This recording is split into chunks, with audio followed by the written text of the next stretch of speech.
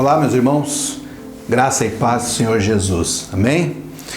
Hoje, na nossa lição aqui da Escola Dominical, o tema é a dinâmica da santificação.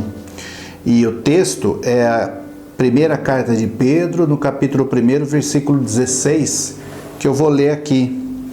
Porque está escrito: sejam santos, porque eu sou santo. E é esse o tema que nós vamos conversar nessa manhã. Samuel vai fazer uma oração para a gente. Vamos lá. Querido Pai, muito obrigado, Senhor, por mais uma oportunidade, Deus, de compartilhar, Deus, da Tua palavra, compartilhar daquilo que entendemos, ó Pai, que é a palavra de vida para as nossas vidas. Obrigado, Senhor, pelo Espírito Santo que nos conduz até essa verdade. E clamamos para que esse tempo, Deus, de estudo, de conversa, seja um tempo de crescimento, seja um tempo em que todos nós nos aproximemos mais do Senhor, entendendo aquilo que é a santificação de uma forma bíblica, de uma forma verdadeira. Usa as nossas vidas e usa também todos aqueles que estão acompanhando. Em nome de Jesus. Amém. Amém. Bom, o primeiro destaque que eu quero fazer aqui, é com a própria palavra santificação, ou a palavra santo, porque na nossa cultura é difícil a gente ter essa compreensão, porque por vezes quando a gente ouve falar a palavra santo, a gente já quase que imediatamente pensa numa pessoa pura, de uma moralidade assim intocável, né? Uma pessoa quase perfeita, né? Tanto que é costume falar, quando vai falar de alguma pessoa e alguém fala assim, não é nenhum santinho não, quer dizer, dando conotação de que essa pessoa também faz coisas erradas, né? Ou então quando a gente mesmo, né, faz alguma coisa e é cobrado, poxa, mas eu não sou santo. Não sou santo, né? Não sou nenhum santo, né? É claro que na Bíblia há um sentido também de perfeição, de perfeição, há um sentido mesmo de um comportamento exemplar, né? Que é exigido dos santos de Deus, daqueles que são convertidos a Jesus Cristo. Mas há um sentido primário da palavra santo na Bíblia, que é separado. A palavra santo significa separado, né? Ou no sentido de estar apartado, de ser diferente. Eu achei muito interessante um autor, o Sproul, que usa num dos vídeos dele a palavra diferente, ou seja, separado por quê? Porque ele é diferente de tudo o que está ao redor, né? Por que nós chamamos determinados lugares de lugares santos? É comum, né? Olha, a igreja é um lugar sagrado, um lugar santo, mas por quê? Porque é um lugar que é diferente do que está ao redor, e quando as pessoas entram nesse lugar, o comportamento delas também muda, né? Como assim, olha, aqui não posso me comportar de qualquer maneira porque é um lugar santo, é um lugar separado, é um lugar diferente, né? Quando se transporta isso para as nossas vidas, é isso que também se espera de nós, né? Que aqueles que são santificados por Cristo e vivem em santificação, que eles estejam acima do senso comum, né? E realmente sejam diferentes. Que sejam de fato diferentes. Jesus diz que a nossa justiça tem que exceder a justiça do mundo. O nosso comportamento tem que ser um comportamento de imitadores de Cristo, né? Porque é isso que Deus espera de nós, que nós sejamos imitadores de Cristo, né? E para isso existe toda uma dinâmica, né? Ninguém se torna santo completamente do dia para a noite, né? É interessante porque fazendo essa ligação com a aula, o tema da aula anterior, inclusive pessoal que quiser aí acompanhar a sequência de estudos, a gente está na terceira aula, mas a primeira e a segunda também estão gravadas no nosso canal no YouTube, no Facebook, no Instagram. Só entrar lá, vocês vão acompanhar. E nessa aula anterior, a gente falou justamente sobre a conversão, né? O momento em que a gente toma consciência de quem somos e que precisamos de Jesus Cristo, essa ação de Deus na nossa vida. E nesse momento, não é um momento que nós nos tornamos totalmente santos, no sentido de nosso comportamento está totalmente mudado a partir de agora. Não, mas ali na conversão, como a gente falou na outra aula, né, começa o nosso processo de retornar ao encontro de Deus, né, de ir cada vez mais próximo ao encontro de Deus. Por isso eu achei muito interessante também o título, né, a dinâmica da santificação. É algo que está em movimento, algo que está sempre acontecendo. Esse texto que nós lemos, um trechinho tão pequenininho, né, mas de tanta profundidade, tem alguns destaques interessantes, né? Primeiro, que sede santos ou sejam santos é uma ordem. É uma ordem, é um imperativo, né? Deus está nos dando essa ordem, né? Vocês devem ser santos, né? E um segundo aspecto que eu acho muito bonito disso também é que a motivação para que nós sejamos santos não é apenas uma questão de obediência, mas o próprio o texto diz o porquê. Por que nós devemos ansiar pela santificação das nossas vidas? Porque o nosso Deus é santo, né? E o nosso Senhor é santo, o nosso Salvador é santo, e nós devemos ser imitadores dele. Então, isso é um motivo também, né? O desejo por tornar-se mais semelhante a Cristo, fazer coisas tal como Cristo nos ensinou que nós deveríamos fazer.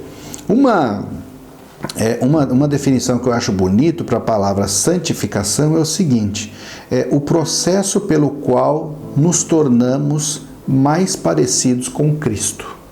Né? Bonito mesmo. É um processo, não é do dia para a noite, né? É o processo pelo qual nos tornamos mais parecidos com Cristo. Né? O texto da revista fala, né, dessa diferença, né, de palavra de santidade quando está se referindo a Deus, né, um ser que é santo em sua essência, que em tudo que faz é santo, e da santificação, que é justamente o que a gente está falando, né? Que é o processo quando o ser humano alcançado por Deus está se tornando, está caminhando rumo ao seu Deus que é um Deus santo, que é um Deus perfeito. E a Bíblia é clara sobre isso, né? Esse processo começou nas nossas vidas em um momento, e o término dele, o dia que nós seremos perfeitamente santos, é na glória, quando Deus nos levar ou quando Cristo voltar para buscar a sua igreja. Até lá, nós estamos caminhando nesse processo. Nessa dinâmica. Eu gosto muito quando a Bíblia diz: aquele que começou a boa obra em vós é fiel para completá-la até o dia do Senhor. Quer dizer, enquanto nós estamos aqui, estamos vivos aqui, Deus está trabalhando nas nossas vidas. Deus está santificando as nossas vidas. Aliás, é um dos pontos aqui, né? Que a santificação é uma obra de Deus. Uma obra de Deus nas nossas vidas, né? Deus é tremendo porque Deus sempre toma as iniciativas em vir em nossa direção. Sim. Ele sempre está vindo até nós e se deixando encontrar por nós, né? E uma conversa um assunto que permeia muitas nossas conversas aqui, de todos os momentos que nós estamos juntos, são essas questões de que é impossível a nós fazermos por nossa conta e risco determinadas coisas que a Bíblia solicita de nós, né? Como é que eu, pela minha própria conta e risco e capacidades e méritos, vou ser santo, tal, porque o Senhor é santo, né? Então nós não temos condição, por nós mesmos, nós não temos condição disso, né? É o Senhor, é Deus quem inicia, é Ele quem nos incentiva, é Ele quem nos leva a ter o desejo por sermos cada dia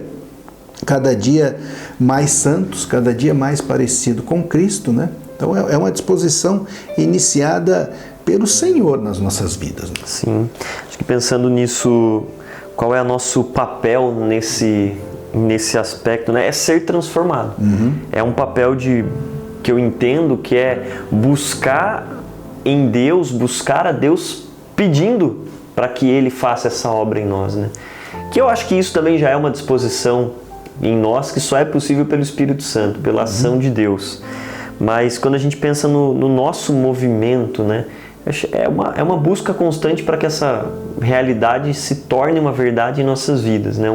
Um clamor, um pedido, porque realmente não é algo que a gente simplesmente levanta um dia e fala, não, hoje eu vou me santificar aqui, vou fazer tudo certinho.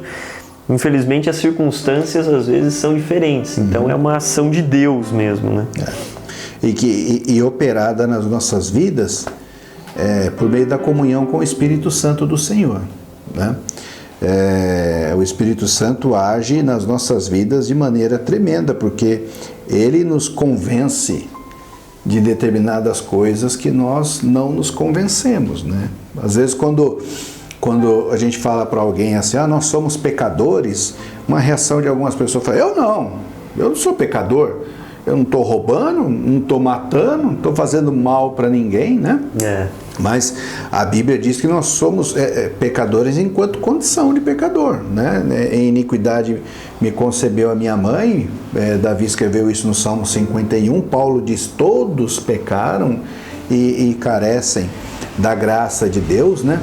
Mas eu entendo a dificuldade de se convencer disso, né? E quem nos convence disso é o Espírito Santo. É uma ação do Espírito Santo nas nossas vidas. O ser humano, ele sempre tem essa base de comparação, né? A gente, nessa fala, né? Eu não faço nada de mal, não roubo, não mato, não prejudico o próximo. Como é quem vai me acusar, né? Mas porque a nossa base de comparação é ruim, né? Quando a gente olha para a sociedade, se o nosso parâmetro fosse o nível de maldade ou de bondade do mundo, da realidade onde a gente vive, poxa, seria fácil encontrar pessoas ótimas, pessoas maravilhosas por aí. Porque o parâmetro, a régua está lá embaixo.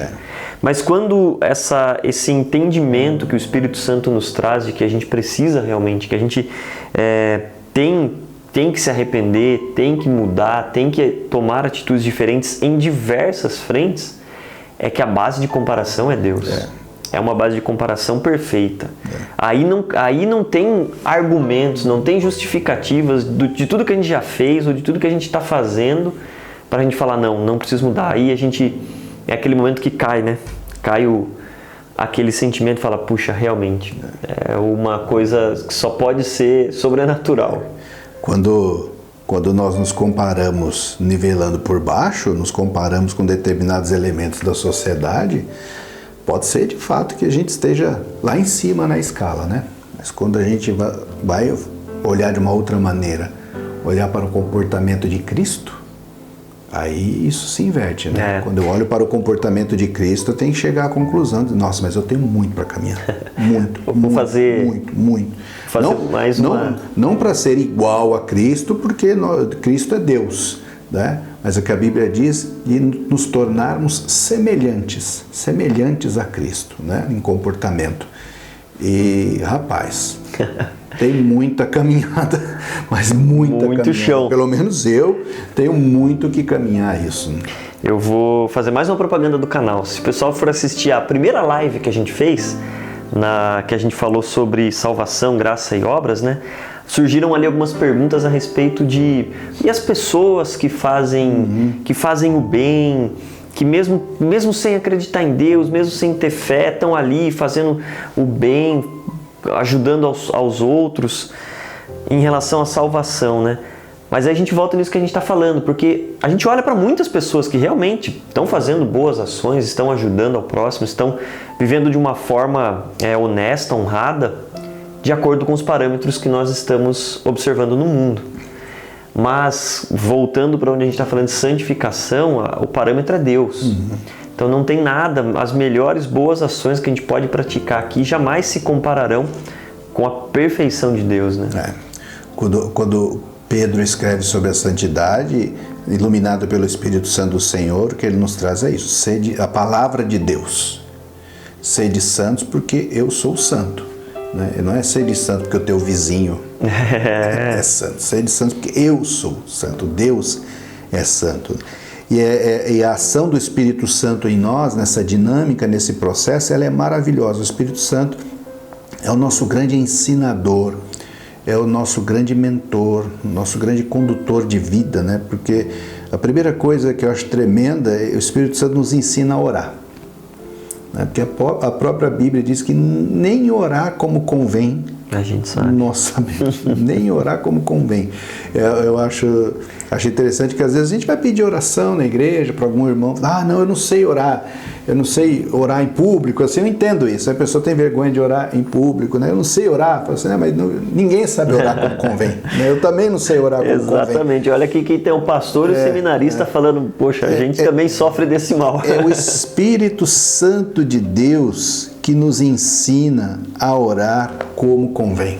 E olha, eu posso falar por mim, dar testemunho disso, que muitas e muitas vezes de eu ter o meu tempo de oração e simplesmente não conseguir montar uma frase, não conseguir parar, não conseguir me expressar diante de Deus. E aí o meu único clamor é pedir que o Espírito Santo faça isso por mim. E acho que muitas vezes, quando a gente assume o controle, acha que a gente está fazendo, porque eu estou orando e tal.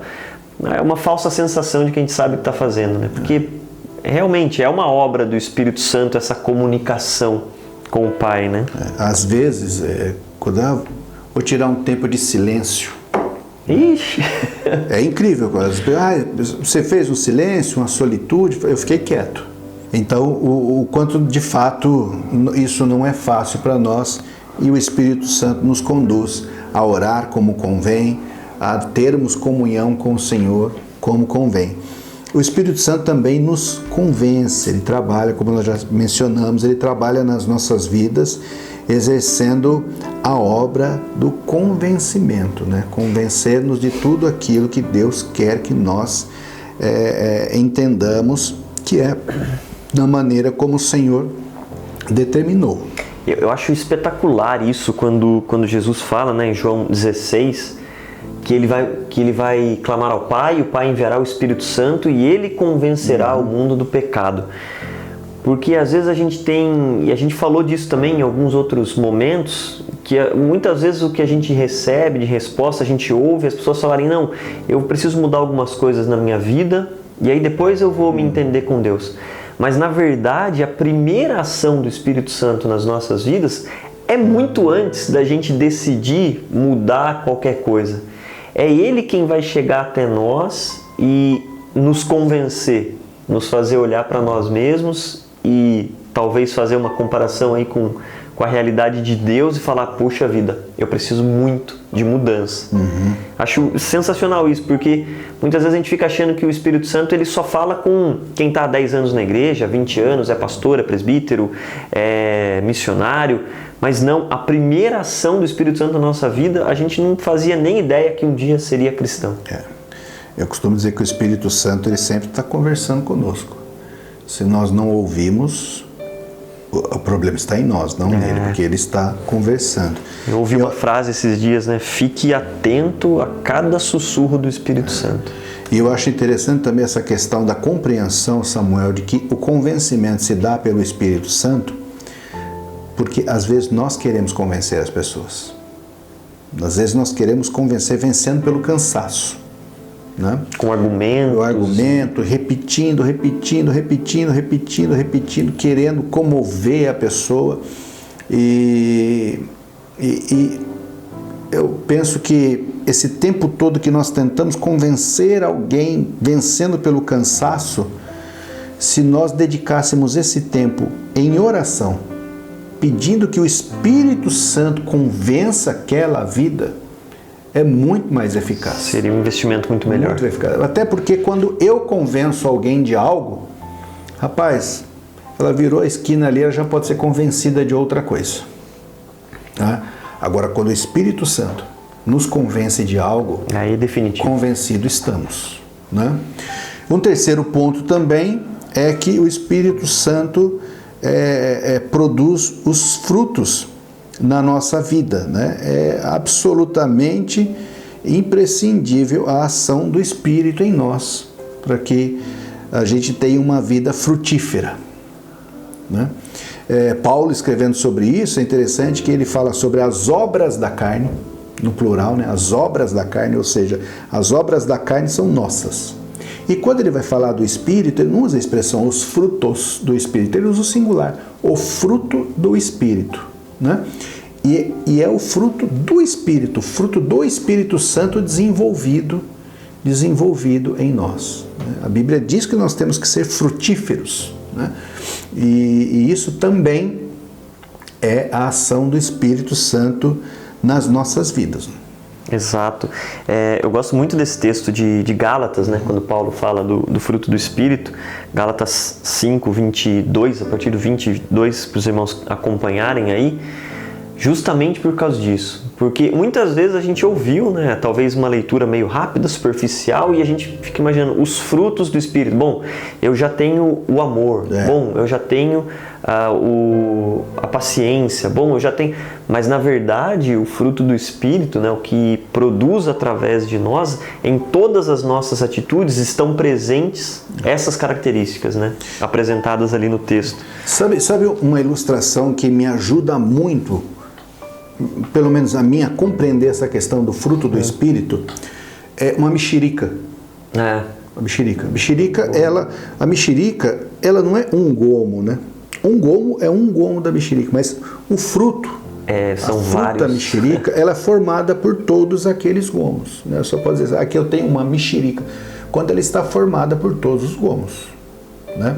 Então, não são frutos diferentes, não são todos os gomos juntos que formam o fruto do Espírito. É uma bela analogia.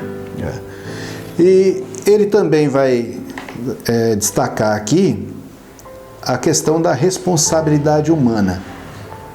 Isso é algo que eu acho tremendo, né? Porque às vezes as pessoas têm nos escutado falar tanto da ação de Deus, a ação de Cristo, a ação do Espírito nas nossas vidas, que Deus nos converte, que Cristo se aproxima de nós, que o Espírito Santo é quem nos conduz, que pode criar a impressão nas pessoas assim, então eu não preciso fazer nada. Eu não preciso fazer nada. E isso não é verdade, né? Nós não estamos falando que nós não precisamos fazer nada, nós estamos falando que o Espírito Santo nos leva a fazer as coisas que nós precisamos fazer. Né? O Espírito nos conduz por aquelas coisas que nós precisamos fazer. E é maravilhoso, eu já vi um autor falando que isso é um mistério tremendo de Deus, né? De como Deus é soberano e ainda assim nós temos as nossas responsabilidades para serem feitas, sem que essas nossas responsabilidades, aquilo que precisa ser feito por nós, ofenda a soberania de Deus, né? Então é um mistério de como essas coisas se dão, mas é assim que elas são. É incrível, né? Porque Deus, a vontade de Deus, a soberania de Deus é manifestada nas nossas ações. E muitas vezes isso entra naquela discussão, né? Mas fui eu que decidi, fui eu que fiz, fui eu que resolvi. E isso então ofende a soberania de Deus? Não, porque é um mistério, é algo realmente tremendo, mas a responsabilidade humana, o que nós devemos fazer, o que está em nossas mãos, a gente não pode simplesmente alegar que, não, mas Deus quis de outra forma, porque então eu resolvi não fazer, ou eu fiz diferente, porque sabia que tudo estaria debaixo da vontade de Deus. Quantas são as vezes que infortúnios que são frutos de comportamentos inadequados na nossa vida, nós justificamos isso dizendo, é que Deus quis outra coisa, Deus conduziu por outro caminho, né? Não, nós temos que assumir a responsabilidade pelas nossas ações. Aliás, um conselho que eu dou às pessoas, a mim, ao Samuel, ao Bruno, a quem está nos assistindo, é que, olha, qualquer sentimento que você tenha de ficar acomodado, de que nós não precisamos fazer nada, e que nós não precisamos falar da palavra de Cristo, que nós não precisamos ter uma santificação da vida, desconfie de tudo isso, porque a Bíblia nos ensina algo diferente a isso, de que nós temos que ser ativos, de que nós temos que ser responsáveis, de que nós temos que buscar a presença de Deus, de que nós temos que anunciar o evangelho da salvação. Isso é responsabilidade nossa. Sendo responsabilidade nossa, mas conduzido pelo Espírito Santo de Deus. Isso se dá na comunhão. Se dá na comunhão. Mas todas as vezes que eu penso assim, eu não preciso falar de Jesus para ninguém, se é Deus que está me santificando, então Ele vai me santificando aí, olha, desconfiemos disso, não nos contentemos com isso, porque junto com a salvação em Cristo, deve vir também o desejo pela santificação. Não são coisas separadas. Não são coisas separadas. E é uma evidência, eu diria, né? É uma evidência da conversão, uma evidência desse novo nascimento, é um desejo por santidade, é um desejo por buscar ser cada dia mais parecido com o nosso Mestre. Acho que é muito diferente a gente achar que a gente faz para obter, quando a gente percebe, na verdade, que a gente só consegue fazer, a gente só consegue melhorar, mudar, crescer a partir do momento que Jesus nos alcança. Isso é um fruto, é uma consequência. Você é salvo, como consequência, o desejo pela santidade. Eu achei interessante uma frase que eu estava lendo aqui agora no finalzinho, um dos temas para discussão, que um autor aqui, Kevin DeYoung, fala: não corra atrás de santidade porque você se retrai no medo de Deus. Lute por santidade, porque você está confiante de que já pertence a Deus. Amém. Glória a Deus. Né? Amém. E nós devemos, de fato, fazer uma reflexão muito profunda e séria nas nossas vidas, se nós afirmamos que somos salvos por Cristo, que temos fé em Cristo, mas acreditamos que podemos viver a nossa vida, a nossa maneira, da maneira como nós bem entendemos, sem ter o desejo de ser mais parecido com Cristo. É preciso fazer uma reflexão, porque salvação e santificação caminham juntas. Amém. Amém? Vamos orar? Santo Deus e Pai querido, em nome de Jesus Cristo, agradecemos a Ti pela Tua palavra, pela Tua graça, misericórdia nas nossas vidas. Amém. Agradecemos a Ti, ó Deus, porque o Senhor nos conduz por todo o caminho de vida e de vida verdadeira. Agradecemos porque o Espírito Santo é o maior e melhor professor que nós temos nas nossas vidas. É o nosso consolador, é o nosso conselheiro, é o nosso ensinador, ó Deus. Faz-nos, ó Deus, amar o caminho da santificação. Faz-nos, ó Deus, desejar sermos parecidos com Cristo cada dia mais e mais, ó Pai. Conduz a nossa vida pelo desejo de ter essa comunhão contigo, Pai. Em nome de Jesus Cristo. Amém. Amém, Senhor. Deus abençoe, meus irmãos. Até a próxima aula. Irmãos, antes de eu me despedir, queria pedir para que vocês nos ajudem a fazer essa mensagem se espalhar cada vez mais. Se você aí no seu Facebook, no seu Instagram, curtir, dar o seu coraçãozinho, compartilhar na sua página, compartilhar com seus amigos, essa mensagem vai chegar a muito mais pessoas. E nós acreditamos muito nisso que nós estamos falando, porque cremos que é a verdade de Deus para as nossas vidas. Então, você também pode ser um canal para fazer essa mensagem chegar a outras pessoas. Curta, compartilha, seguem as nossas páginas lá para continuar participando com a gente aqui. E mais uma vez, muito obrigado, que Deus abençoe muito vocês. Um grande abraço. Abraço.